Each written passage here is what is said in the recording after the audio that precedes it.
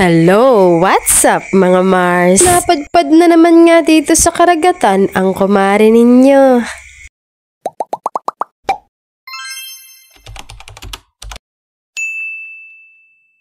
Nandito nga pala tayo sa Dingalan Aurora. Diba? Ang view natin ay napagkaganda-ganda talaga. Naimbitahan nga ang kumari ninyo sa birthday ng pamangkin ko. Dito nga ginanap ang venue sa karagatan. No choice tayo mga Mars dahil ako ang mag-aayos ng event maya-maya lang. Ito nga po palang poging-pogi kong pamangkin ang may kaarawan ngayon. Sa sobrang cute at pogi nga ng pamangkin ko ay mukhang maraming paiiyaking babae ito. O tingnan mo Mars, nilalaro-laro ko lang pero tipid talagang niya. Isang taon na nga Mars itong si Baby Jericho. Mas makapal pa nga yung buhok niya kaysa sa buhok ng anak ko. Tama na nga Jericho ang paglalaro at dumako na tayo sa pag-aayos ng mga lobo. Tinulungan na nga ako Mars ng pinsan kong si Linlin sa pagpapalobo ng mga balloons. Habang siya ay nagpapalobo, ako naman itong nagtutuhog ng banner.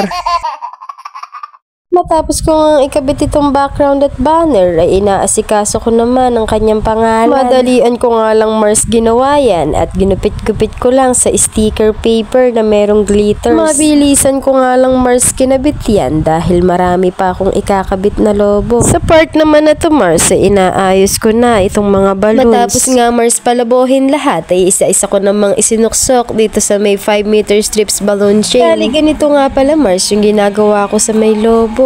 Pinagbubuhol ko lang yung 2 pares. Tsaka ako siya ikakabit dito sa may balloons chain. Sobrang easy lang Mars at gamay na gamay ko na ang pagdedesign sa mga ganitong event. Kita mo at patwork-twerk nga lang ako. Pinadala nga din Mars sa akin ng ate ko itong mga naipon kong lalagyan ng mga sweet corner. Sobrang laking tulong yan kapag may mga ganitong event kami sa aming bahay. Oh, diba Mars? Simple but beautiful. Pagkatapos nga nyan Mars, lumipat na kami sa cottage para doon kantahan ng aming pamangkin dahil nandoon yung mga handa niya.